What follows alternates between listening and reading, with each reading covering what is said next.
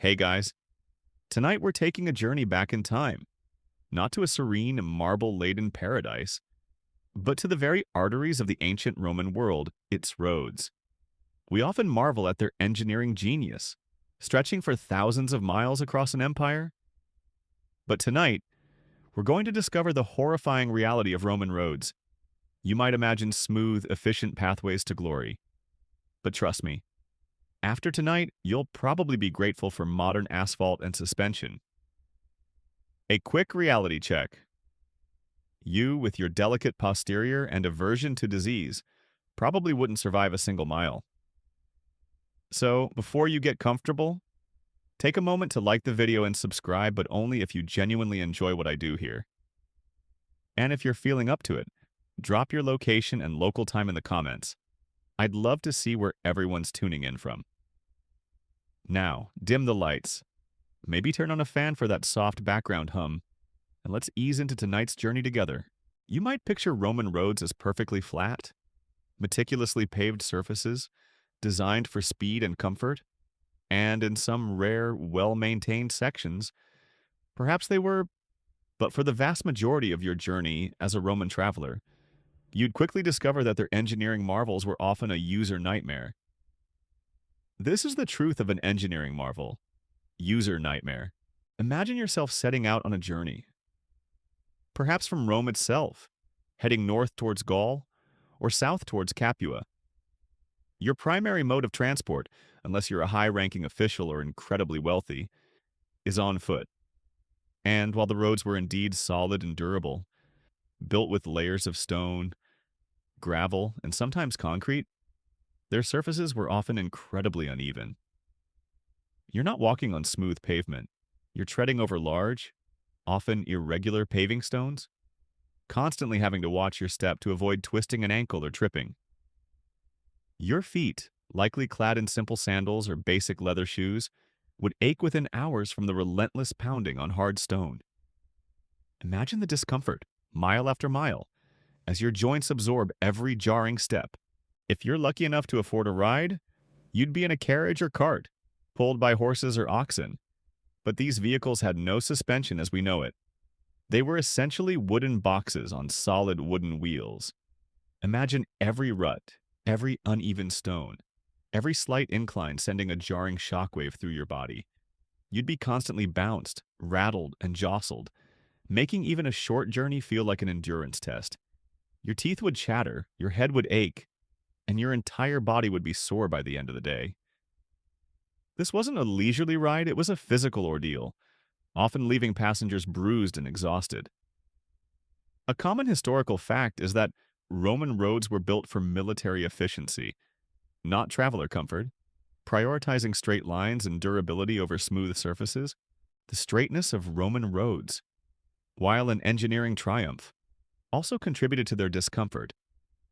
Roman engineers favored straight lines, even over hills, rather than winding around them to ease the gradient. Imagine your carriage straining up a steep incline, the horses struggling, the cart threatening to roll backward, or hurtling precariously down a sharp descent. The brakes, if any, groaning, the risk of overturning ever present. This direct approach, while militarily efficient for rapid troop movement, was physically grueling for civilian travelers and their animals. And then there's the dust. In dry weather, the roads would kick up immense clouds of fine dust, coating everything and everyone. Imagine breathing in that gritty air, feeling it settle on your skin, in your hair, and stinging your eyes. Your clothes would be perpetually filthy, and your throat constantly dry and irritated. In wet weather, the dust would turn into thick, clinging mud, making progress slow and arduous, and coating you in a layer of sticky grime. Even the impressive bridges and tunnels, while engineering marvels, were often dark, damp, and chilling places to pass through, especially at night. You'd feel the cold, dripping stone, hear the echo of your footsteps, and feel a sense of claustrophobia in the enclosed spaces. They were functional, yes, but rarely designed for aesthetic pleasure or human comfort. The sheer monotony of some stretches of road also added to the discomfort.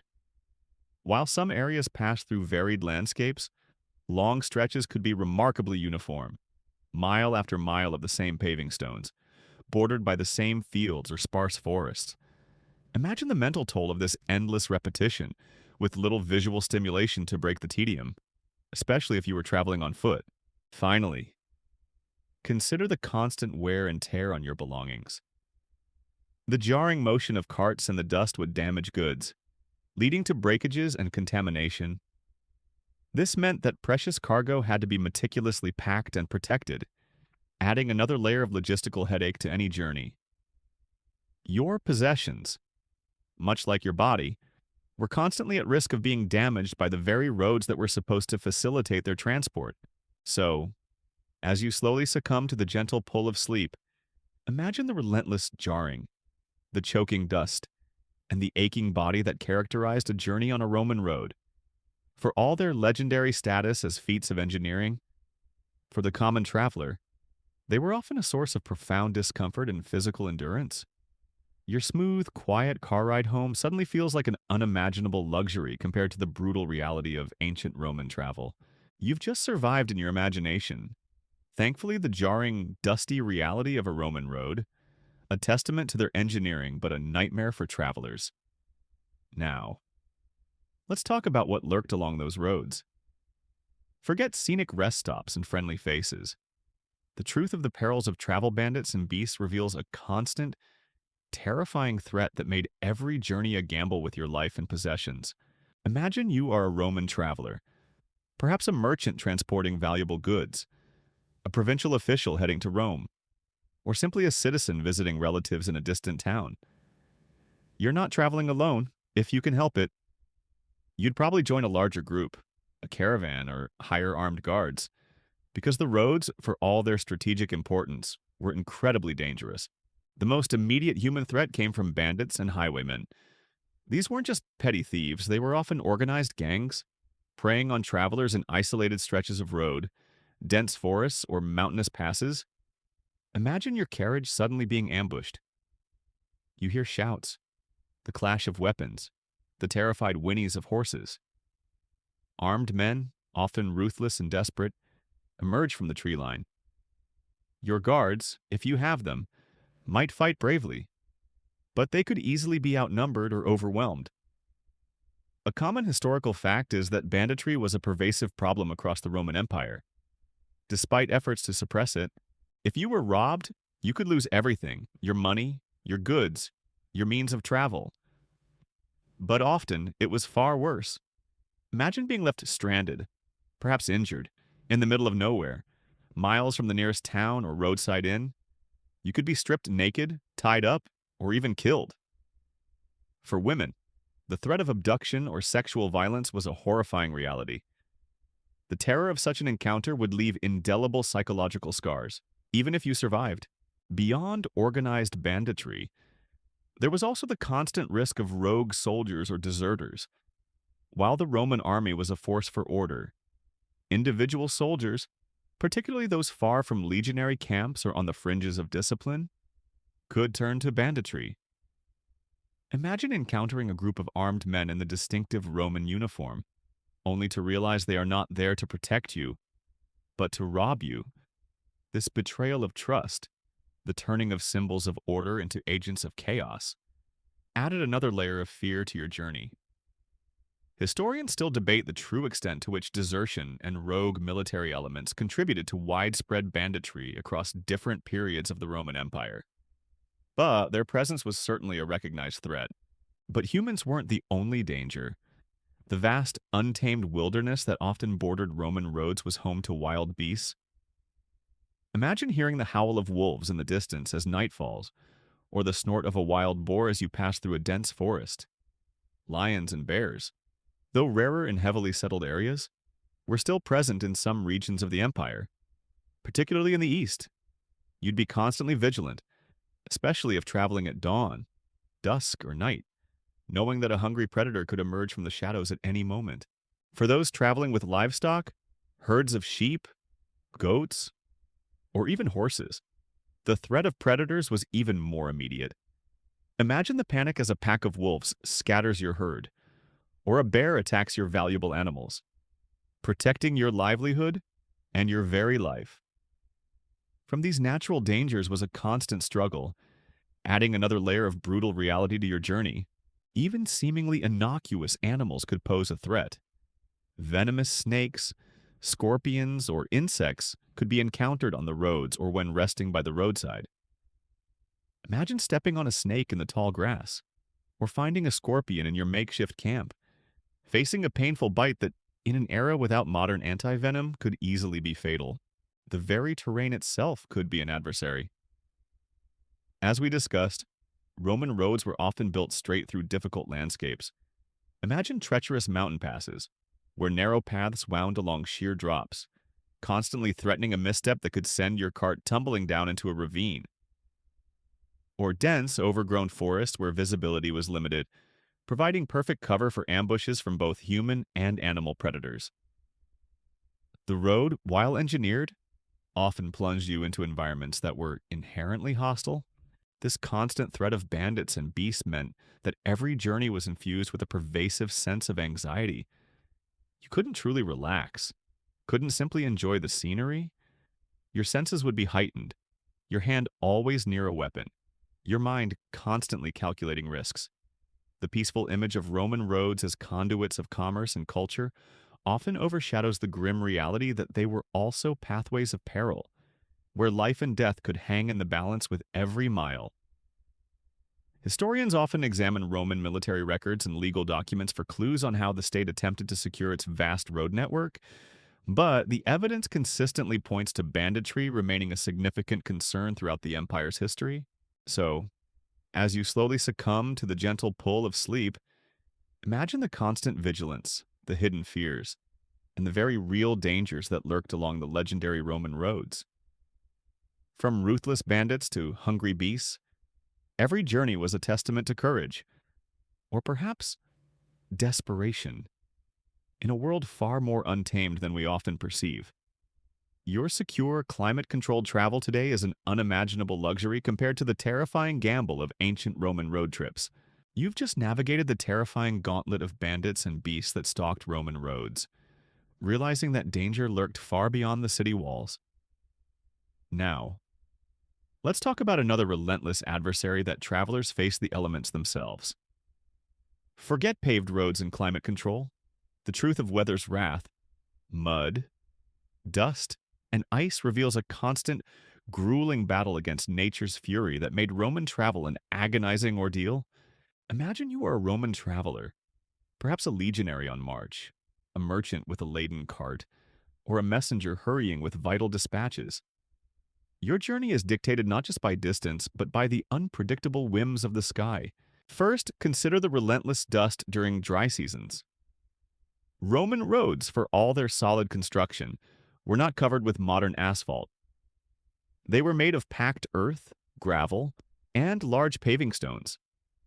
In the long, hot Roman summers, imagine the sheer volume of dust kicked up by countless marching feet, hooves, and cartwheels. You'd be perpetually shrouded in a choking cloud of fine, gritty particles. It would coat your clothes, permeate your hair, and sting your eyes. Breathing in this dusty air, hour after hour, day after day, would irritate your lungs and throat, making conversation difficult and leaving you with a persistent cough. Your skin would feel gritty and dry, and even your teeth might crunch on the fine particles. This wasn't just an annoyance, it was a constant, debilitating discomfort that accompanied every dry journey. Then comes the mud. When the rains came, Roman roads, especially those not perfectly maintained or in less populated areas, could quickly transform into treacherous quagmires.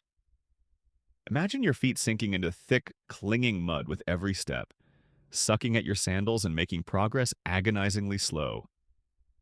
If you were driving a cart, imagine the wheels getting bogged down, forcing you to strain with your animals, perhaps even resorting to finding logs or stones to pry your vehicle free. Your clothes would be soaked and caked with mud, leaving you perpetually cold, wet, and miserable. The continuous squelch underfoot and the heavy, damp air would permeate your very being, adding a profound sense of physical and mental exhaustion. Historians still debate the specific quality of Roman road drainage systems in all regions, but it's clear that mud was a persistent and widespread problem. And in the colder regions or during winter, you face the terror of ice and snow. Imagine traversing mountain passes or northern routes where the roads could become slick sheets of ice, or buried under deep drifts of snow. Every step would be a gamble, threatening a slip that could lead to a broken bone or a fatal fall into a ravine. Carriages would be almost impossible to control, sliding precariously. The biting cold, compounded by the wetness, would numb your fingers and toes, risking frostbite. Fuel for warmth would be scarce, and finding shelter from the relentless blizzards would be a desperate struggle. Travel could grind to a complete halt, leaving you stranded and vulnerable to starvation or hypothermia. This transformation of the functional road into a deadly trap is a truly horrifying detail. The very design of Roman roads, favoring straight lines, meant that they didn't always avoid difficult terrain. Imagine marching or riding up steep, slippery inclines during a downpour, or struggling down a treacherous, ice-covered descent. The lack of switchbacks or winding paths meant that the gradients could be extreme, magnifying the dangers posed by adverse weather. Your physical exertion would be immense as you constantly fought against the forces of gravity and nature. Beyond the immediate discomfort, bad weather also brought delays and isolation. A flooded river could make a bridge impassable, forcing long, costly detours or weeks of waiting. A heavy snowfall could isolate entire regions, cutting off supplies and communication. Imagine being stuck for days in a miserable roadside inn, or worse, stranded in the open, knowing that vital business was being delayed, or that your family at home was worrying. This unpredictability added a profound layer of anxiety to any journey. Even your footwear was ill-equipped for these conditions. Simple leather sandals or boots offered little waterproofing or insulation. Imagine your feet perpetually wet and cold, susceptible to trench foot or painful chilblains.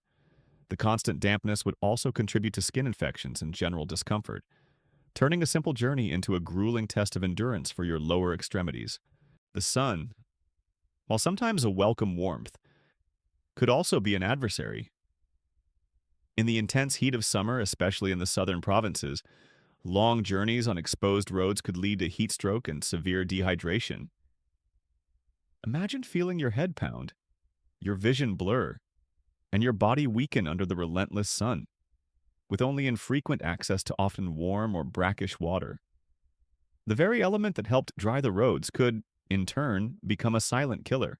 So, as you slowly succumb to the gentle pull of sleep, imagine the constant struggle against dust, mud, ice, and sun that defined Roman road travel.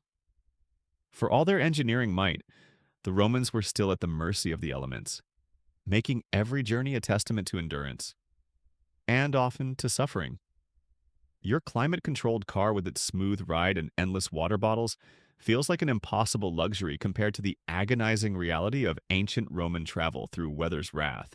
You've battled the elements on Roman roads, grappling with dust, mud, and ice, realizing nature itself was a formidable opponent. Now, let's talk about the constant human element on those pathways and the truly overwhelming sensory experience for any traveler foot traffic and filth. Forget quiet country lanes, the reality was one of teeming crowds, pervasive smells, and an astonishing lack of sanitation that made simply moving from one place to another a dizzying, often disgusting ordeal. Imagine yourself on a busy stretch of a Roman road leading into or out of a major city. The first thing that strikes you, even more than the terrain or the weather, is the sheer density of people. This wasn't just a few travelers, these roads were arteries, funneling immense numbers of pedestrians, merchants, soldiers, and slaves.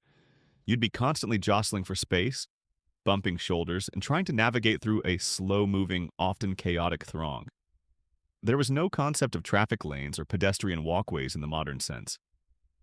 Everyone shared the same, often narrow space. Imagine trying to make progress when you're perpetually surrounded, your personal space invaded by countless strangers. And with that immense foot traffic came an equally immense amount of noise.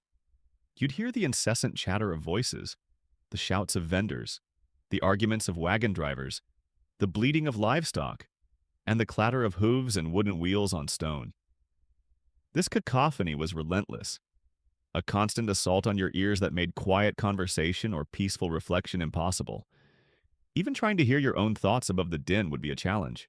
But the most truly horrifying aspect of this human traffic was the pervasive filth and stench. Roman roads, despite their impressive construction, were not regularly cleaned of the detritus of daily life. Imagine the accumulation of animal waste, horse droppings, donkey manure, and the occasional waste from livestock being driven to market. You'd be constantly dodging piles of excrement, trying to avoid stepping in fresh muck.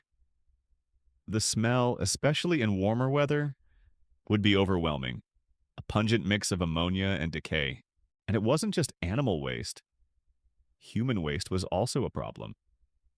While Roman cities had some public latrines, travelers on the open road would relieve themselves wherever convenient, contributing to the general unsanitary conditions.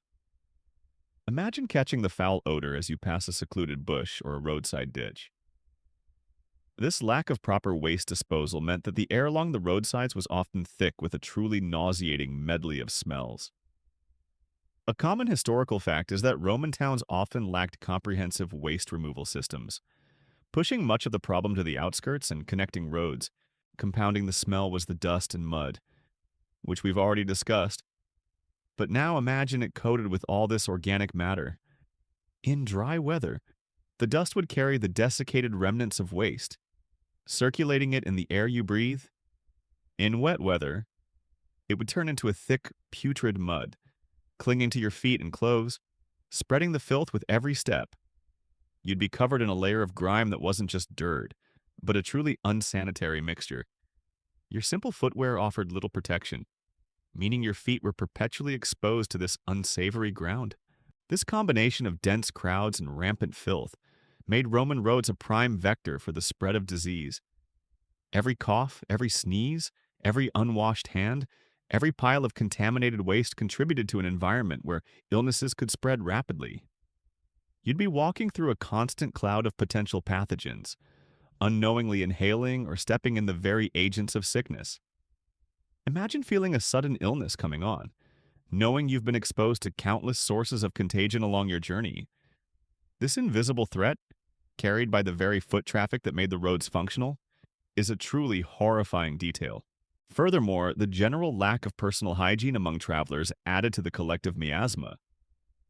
Weeks or days on the road without proper bathing facilities meant that people themselves contributed to the overall smell. Imagine being in close proximity to countless unwashed bodies, their sweat and accumulated grime adding to the oppressive atmosphere. This wasn't a world of refreshing scents, it was a constant olfactory assault, and the presence of vagrants and beggars added another layer to the street scene. While some were genuinely destitute, others might be afflicted with visible diseases or severe injuries, a constant reminder of the fragility of life and the harsh realities of poverty in the Roman world. Their presence, while eliciting pity from some, also contributed to the overall impression of a chaotic and often desperate environment. Historians still debate the effectiveness of Roman civic policies regarding vagrancy and poverty, with some arguing for a degree of public assistance, while others emphasize the brutal reality of life for the destitute. So, as you slowly succumb to the gentle pull of sleep, imagine the endless jostling, the overwhelming smells, and the constant battle against filth that characterized Roman roads. For all their might and strategic importance, for the common traveler, they were often a sensory nightmare, a place where the grandeur of Rome met the grim reality of widespread unsanitary conditions. Your clean, uncrowded streets today feel like an unimaginable luxury compared to the horrors of ancient Roman foot traffic and filth. You've just navigated the terrifying gauntlet of bandits and beasts that stalked Roman roads, realizing that danger lurked far beyond the city walls. Now, let's talk about another relentless adversary that travelers face: the elements themselves. Forget paved roads and climate control. The truth of weather's wrath, mud, dust. And ice reveals a constant, grueling battle against nature's fury that made Roman travel an agonizing ordeal. Imagine you are a Roman traveler, perhaps a legionary on march, a merchant with a laden cart, or a messenger hurrying with vital dispatches. Your journey is dictated not just by distance, but by the unpredictable whims of the sky. First, consider the relentless dust during dry seasons. Roman roads, for all their solid construction, were not covered with modern asphalt. They were made of packed earth, gravel, and large paving stones. In the long, hot Roman summers, imagine the sheer volume of dust kicked up by countless marching feet, hooves, and cartwheels. You'd be perpetually shrouded in a choking cloud of fine, gritty particles. It would coat your clothes, permeate your hair, and sting your eyes. Breathing in this dusty air, hour after hour, day after day, would irritate your lungs and throat, making conversation difficult and leaving you with a persistent cough. Your skin would feel gritty and dry, and even your teeth might crunch on the fine particles. This wasn't just an annoyance, it was a constant, debilitating discomfort that accompanied every dry journey. Then comes the mud. When the rains came, Roman roads, especially those not perfectly maintained or in less populated areas, could quickly transform into treacherous quagmires. Imagine your feet sinking into thick, clinging mud with every step, sucking at your sandals and making progress agonizingly slow. If you were driving a cart, imagine the wheels getting bogged down, forcing you to strain with your animals, perhaps even resorting to finding logs or stones to pry your vehicle free. Your clothes would be soaked and caked with mud, leaving you perpetually cold, wet, and miserable. The continuous squelch underfoot and the heavy, damp air would permeate your very being, adding a profound sense of physical and mental exhaustion. Historians still debate the specific quality of Roman road drainage systems in all regions, but it's clear that mud was a persistent and widespread problem. And in the colder regions or during winter, you face the terror of ice and snow.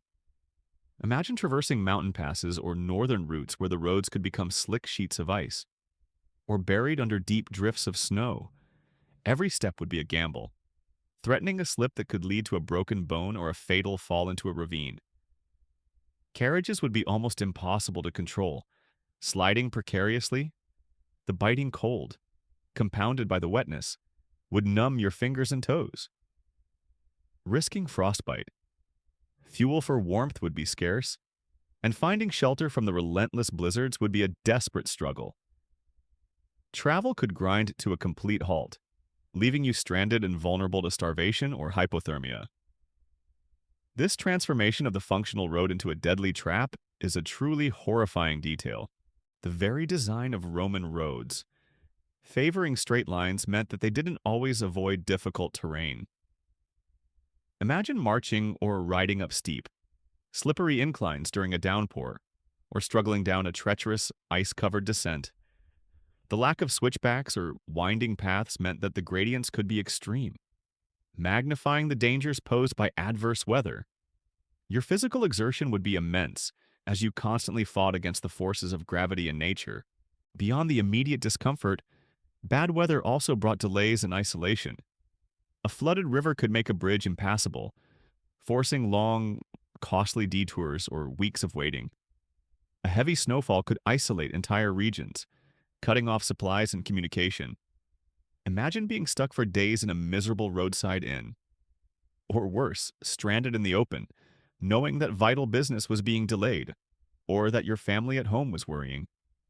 This unpredictability added a profound layer of anxiety to any journey. Even your footwear was ill-equipped for these conditions. Simple leather sandals or boots offered little waterproofing or insulation. Imagine your feet perpetually wet and cold, susceptible to trench foot or painful chilblains.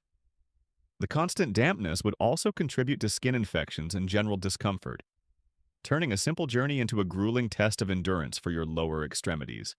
The sun, while sometimes a welcome warmth, could also be an adversary. In the intense heat of summer, especially in the southern provinces, long journeys on exposed roads could lead to heat stroke and severe dehydration. Imagine feeling your head pound, your vision blur, and your body weaken under the relentless sun, with only infrequent access to often warm or brackish water. The very element that helped dry the roads could, in turn, become a silent killer. So, as you slowly succumb to the gentle pull of sleep, imagine the constant struggle against dust, mud, ice, and sun that defined Roman road travel. For all their engineering might, the Romans were still at the mercy of the elements, making every journey a testament to endurance, and often to suffering. Your climate-controlled car with its smooth ride and endless water bottles feels like an impossible luxury compared to the agonizing reality of ancient Roman travel through weather's wrath. You've navigated the chaotic, smelly, and cramped streets of ancient Rome, a sensory overload that probably has you craving a quiet, clean space. Now, let's talk about what fills a Roman citizen's day. Forget leisurely mornings and a relaxed pace.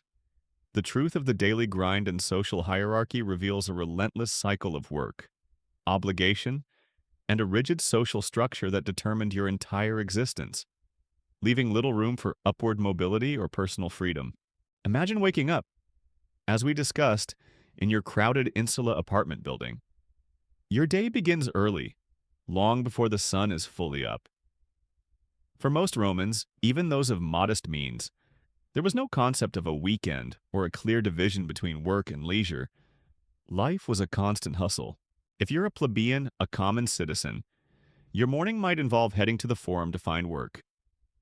Day laborers would gather, hoping to be hired for tasks like carrying goods, helping with construction, or assisting in workshops. Imagine the desperate scramble, the competition with countless others for meager wages. You'd stand for hours, hoping to catch the eye of a potential employer, knowing that if you didn't secure work, your family might go hungry. This wasn't a job search with resumes and interviews. It was a daily struggle for survival, a constant reminder of your precarious economic standing.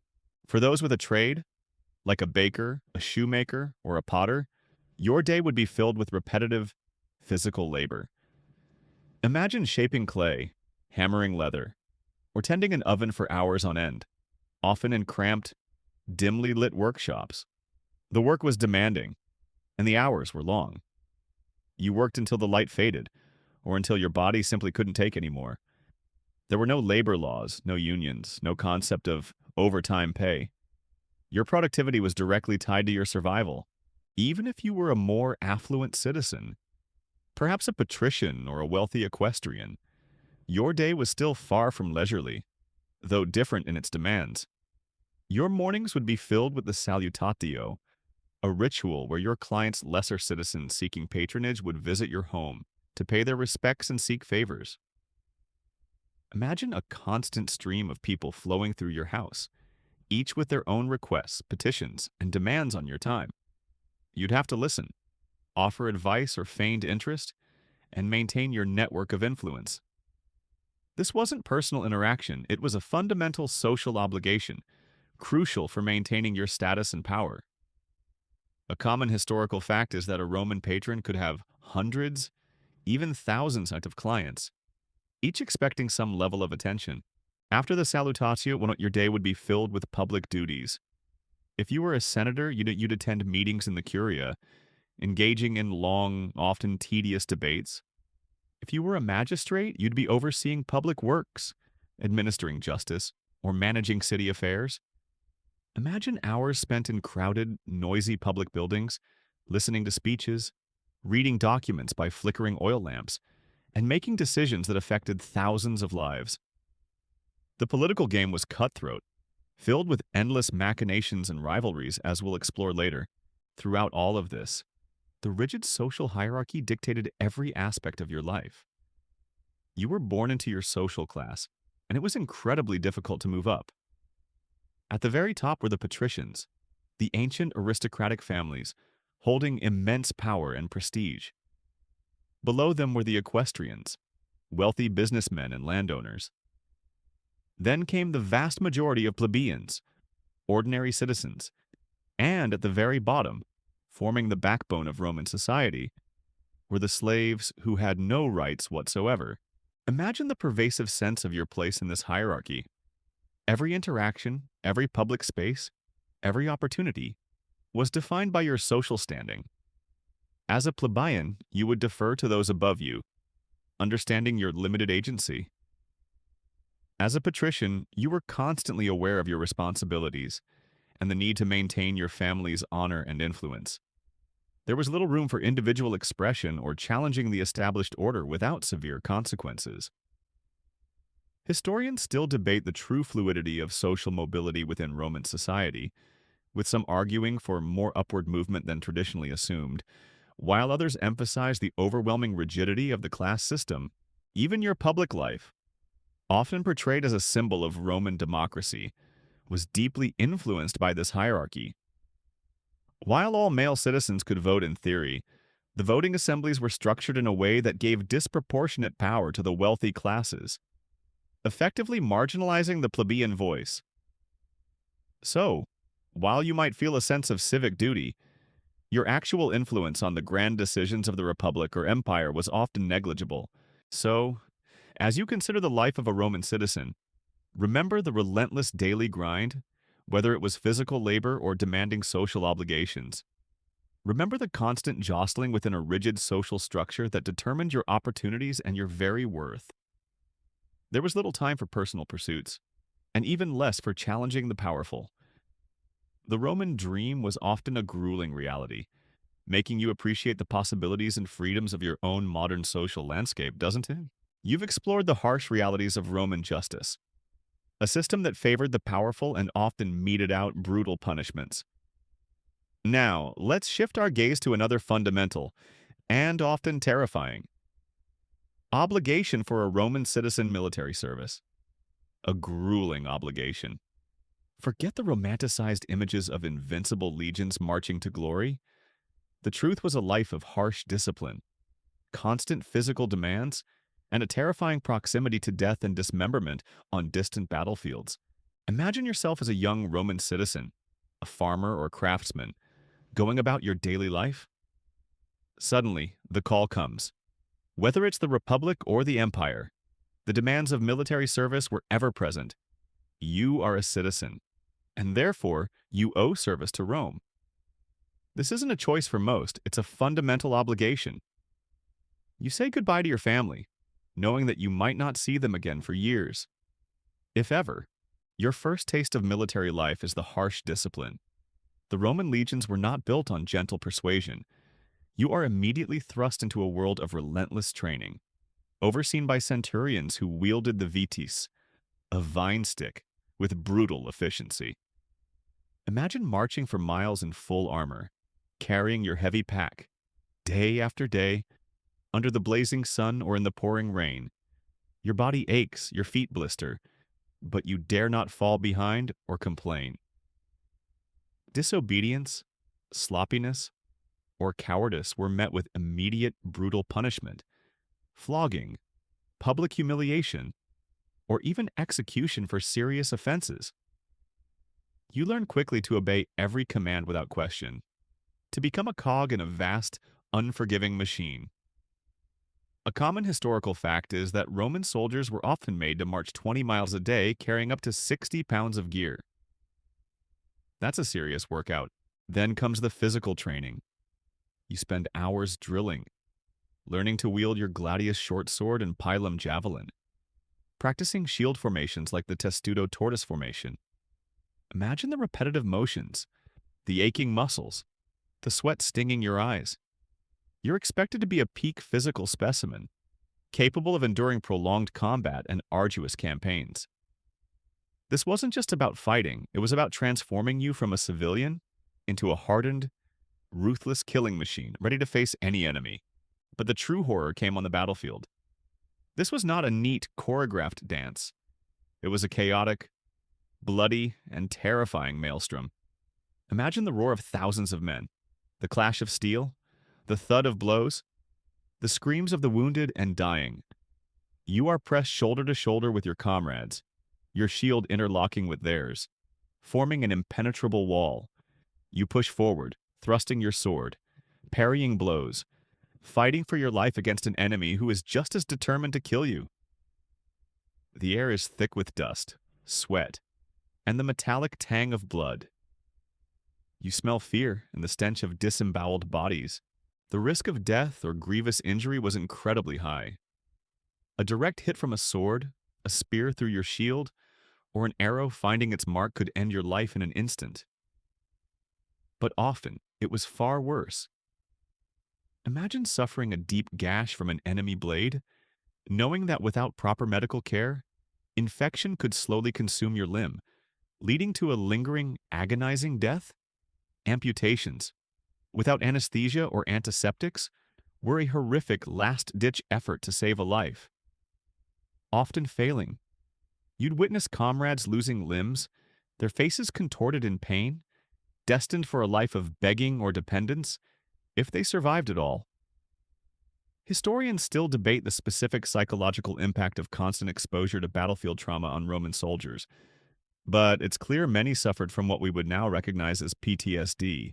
Beyond the battles, there was the grinding reality of campaigns, long marches across hostile territory, often with limited food and water, building fortifications, digging trenches, and setting up camps every night, even after a day of marching or fighting. Imagine sleeping on the cold ground, exposed to the elements, always vigilant for a surprise attack. This constant exertion, combined with poor hygiene and limited medical care, meant that disease often claimed more lives than direct combat. Dysentery, malaria, and various fevers could sweep through the legions, turning an army into a hospital. And then there was the psychological toll of being a conqueror. You would participate in the sacking of cities, the subjugation of peoples, and the enslavement of entire populations. While seen as glorious by Rome, these acts were brutal and dehumanizing. Even for the perpetrators, imagine witnessing the despair of the conquered, the burning of homes, the rounding up of captives. This constant exposure to violence, both as victim and perpetrator, would undoubtedly leave deep scars on your soul. Even if you survived your decades of service and retired, perhaps with a land grant or a pension, your body would likely be broken, your mind scarred, and your youth lost to the relentless demands of the legion. You'd carry the visible marks of old wounds and the invisible scars of a life lived perpetually on the edge of death. So, as you reflect on the Roman citizen, remember that their pride in Rome came with a very personal, very brutal price: the lifelong obligation of military service. It was a journey into harsh discipline, terrifying combat, and constant physical and psychological strain. The glory of the Roman Empire was built on the backs, and often the graves, of countless citizens who endured this grueling obligation. It certainly makes your civilian life feel incredibly peaceful, doesn't it? The true cost of Rome's might was paid in the blood and sweat of its legionaries. You've just endured the grueling realities of Roman military service. A life defined by harsh discipline and constant peril. Now, let's talk about the intricate, often oppressive social structures that governed a Roman citizen's daily existence, particularly the pervasive control of the male head of the household and the unsettling shadow of slavery patriarchy. Slavery and limited freedoms. Forget notions of widespread individual liberty. For most Romans, life was dictated by rigid hierarchies and the constant presence of human bondage. Imagine yourself as a Roman citizen. Whether male or female, young or old, your life is fundamentally shaped by the concept of paterfamilias, the male head of the household. This wasn't just a figurehead.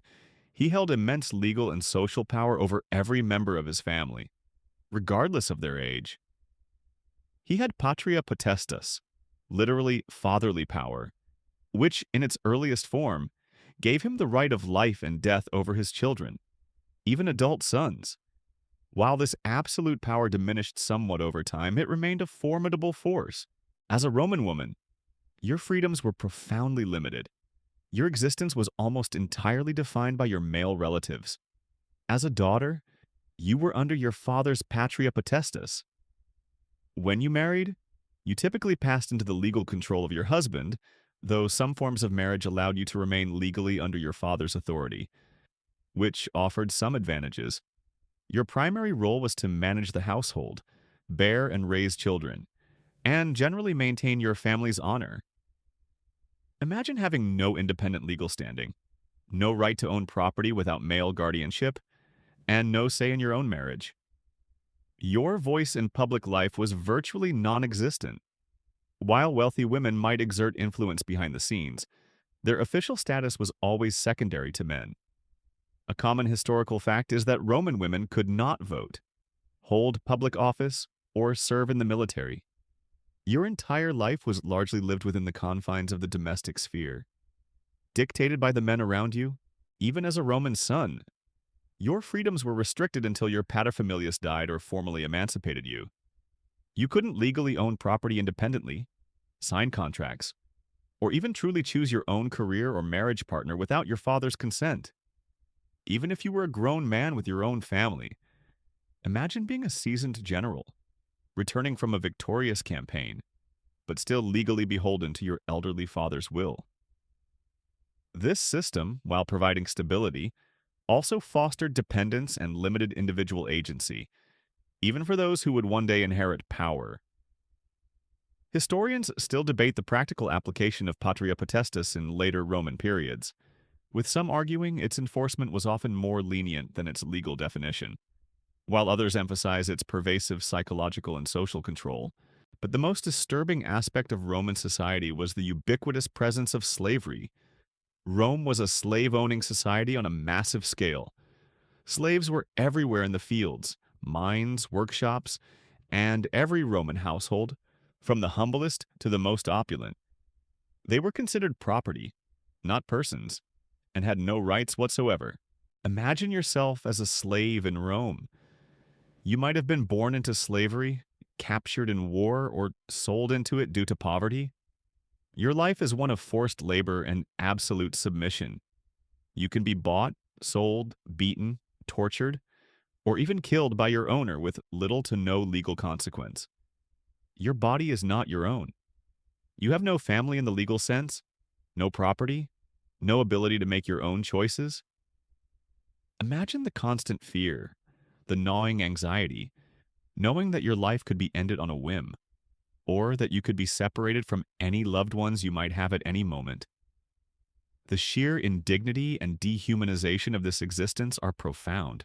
The conditions of slavery varied wildly, but for many, it was brutal. Slaves forced to work in the mines or on large agricultural estates, latifundia faced lives of unrelenting toil, malnutrition, and early death. Imagine laboring underground in choking dust, or toiling under the scorching sun, chained to others, knowing that escape meant crucifixion.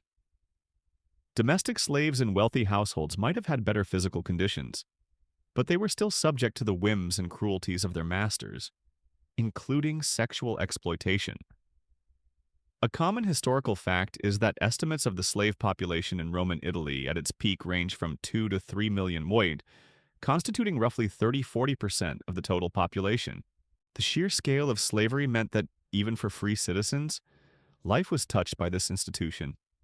You'd interact with slaves daily, witnessing their forced labor, their public punishments, and their fundamental lack of freedom. This normalized human bondage, creating a society where extreme inequality was simply part of the natural order. It also meant that many arduous and unpleasant tasks were performed by slaves, allowing free citizens to pursue leisure or public service, but at the immense human cost of others' suffering.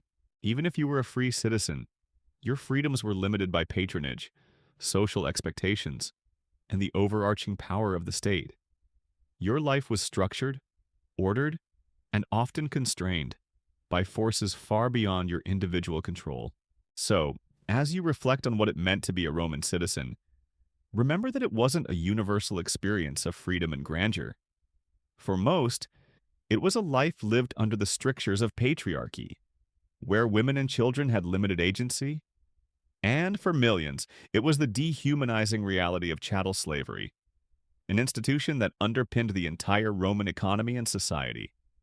It certainly makes you appreciate the individual liberties and human rights that are foundational to modern society. Doesn't it? The shadow of patriarchy and the pervasive presence of slavery reveal a darker, more oppressive truth about daily life in ancient Rome. You've confronted the pervasive patriarchal structures and the horrifying reality of slavery that defined Roman society. Now, let's turn our attention to the relentless, often invisible adversaries that plagued every Roman citizen, regardless of status, disease, death, and despair. Forget the image of robust, healthy Romans. The truth is that life was short, sickness was rampant, and a miserable end was a common, unavoidable reality. Imagine you are a Roman citizen, living in that crowded, unsanitary city. Every breath you take, every bite you eat, every interaction you have, exposes you to countless threats. The first and most terrifying reality is the rampant spread of disease. Without any understanding of germs, bacteria, or viruses, Roman cities were breeding grounds for pathogens. You might be suffering from a persistent cough, a nagging fever, or agonizing stomach cramps, and you wouldn't know why. Common illnesses that we barely think about today were often deadly. Dysentery was endemic, caused by contaminated food and water, leading to severe diarrhea, dehydration, and often death, especially for children. Imagine the constant fear of this debilitating illness sweeping through your family. Watching loved ones waste away. Malaria, carried by mosquitoes thriving in marshy areas around Rome, was also a significant killer, causing recurrent fevers and debilitating weakness. You'd experience bouts of shivering chills followed by burning fever, leaving you utterly exhausted. Respiratory infections were also widespread, exacerbated by crowded living conditions and smoky interiors from braziers and cooking fires. Pneumonia and bronchitis were common, particularly in winter, and could quickly turn fatal without antibiotics. You'd hear the constant hacking coughs of your neighbors, the wheezing of the elderly, and the labored breathing of the sick. Then there were the truly devastating epidemics and plagues. Rome, as a major trading hub, was constantly exposed to new diseases brought in by ships and travelers from across the vast empire. The Antonine Plague in the 2nd century AD and the Plague of Justinian in the 6th century AD are just two examples of pandemics that decimated the population, killing millions across the empire. Imagine the utter terror as a mysterious illness sweeps through your city. People dropping dead in the streets, homes overflowing with the sick, and the living unable to bury the dead fast enough. Normal life would cease. Panic and despair would reign. You'd witness mass graves being dug, the stench of death filling the air, knowing that you or your loved ones could be next. There was no escape, no cure, only prayer and desperate hope. A common historical fact is that these plagues often led to massive social and economic disruption, forever changing the course of Roman history. Medical knowledge was incredibly primitive. As we've discussed briefly, physicians, operating on the theory of the four humors, often resorted to ineffective and even harmful treatments like bloodletting, purging, and the use of questionable herbal remedies. Imagine being severely ill, lying in discomfort, as a physician tries to balance your humors, perhaps making you even weaker. Pain management was rudimentary, and surgery was a terrifying, often fatal last resort, performed without anesthesia or antiseptics. Infections from wounds, even minor ones, were almost guaranteed.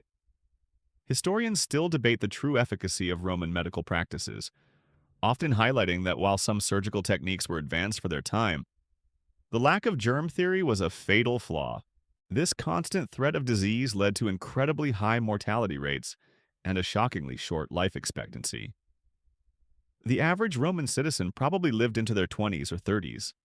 Child mortality was particularly grim, with estimates suggesting that half of all children might not survive past the age of 5. Imagine the profound grief of parents repeatedly losing their children to illnesses we now consider treatable. This constant loss, this pervasive presence of death, would instill a deep sense of fatalism and despair.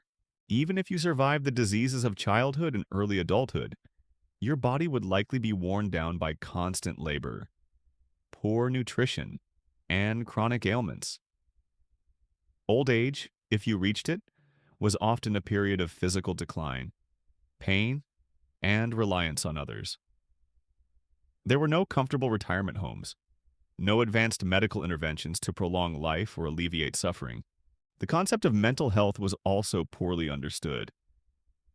The constant stress of poverty, disease, violence, and social hierarchy would undoubtedly lead to widespread anxiety, depression, and psychological trauma. But these conditions would likely be dismissed as personal failings or attributed to spiritual causes, with no understanding of treatment or support. So, as the sounds of ancient Rome fade, and you feel the comfort of your modern home, remember the pervasive shadow of disease and death that haunted every Roman citizen.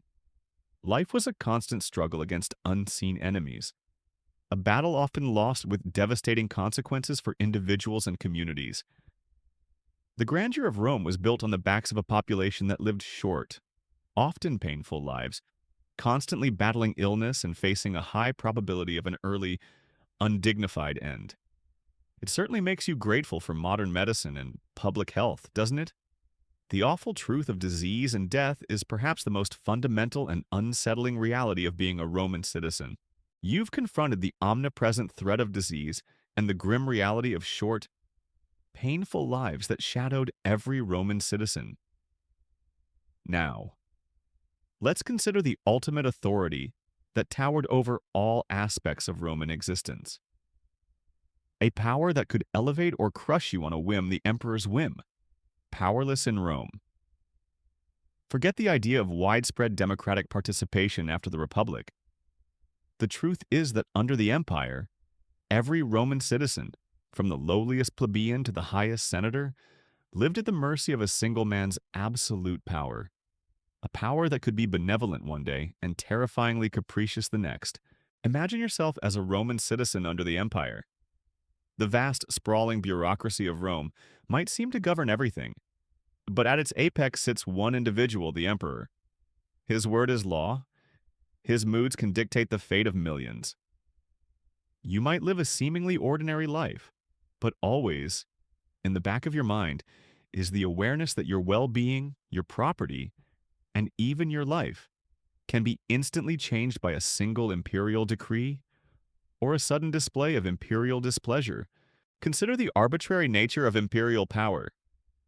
One day, the emperor might be a benevolent ruler, launching public works, distributing grain, or celebrating military victories.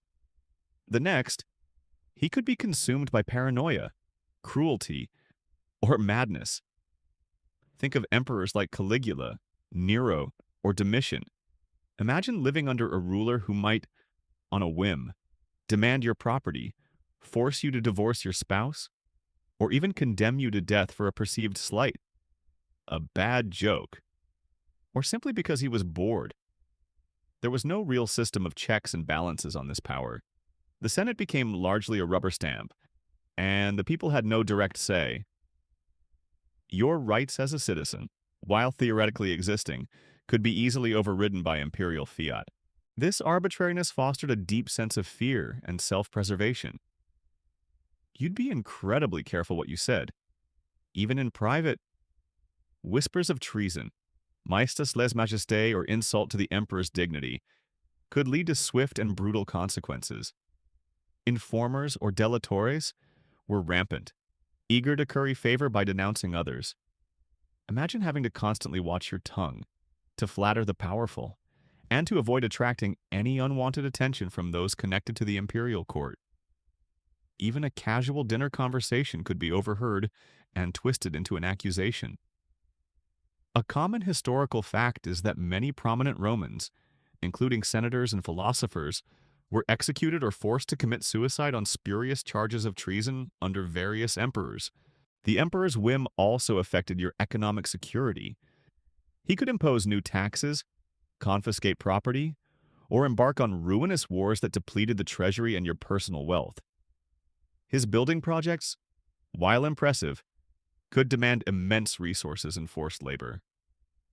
You had no real control over the larger economic forces that shaped your life. You were simply a subject in a vast imperial machine. And then there was the terrifying reality of succession. When an emperor died, particularly without a clear heir, the Roman world often descended into chaos. The Praetorian Guard might sell the throne to the highest bidder.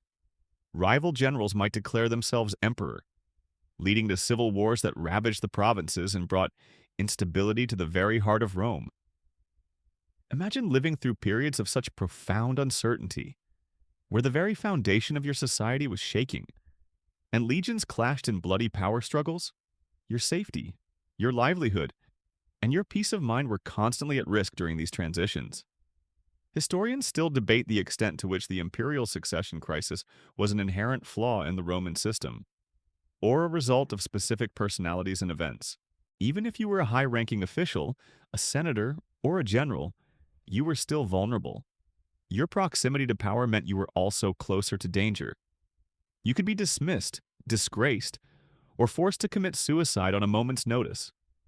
Your influence was entirely dependent on the emperor's favor, and that favor could be withdrawn without warning, often leading to a precipitous fall from grace. This absolute power meant that the emperor was not just a ruler, he was a godlike figure. Imperial cults emerged, demanding worship and veneration. Imagine having to participate in rituals, offering sacrifices, and publicly proclaiming the divinity of a man who, in private, might be a cruel tyrant or a depraved lunatic. This was not always a matter of sincere belief. It was a necessary act of public conformity, a demonstration of loyalty that could save your life. So, as the grand image of imperial Rome fades from your mind, and you settle into the quiet of your modern home, remember the profound truth about what being a Roman citizen was really like, a life lived under the vast, often arbitrary, and sometimes terrifying shadow of imperial power. Your existence, your wealth, your freedoms, and your very life were ultimately subject to the whim of a single man.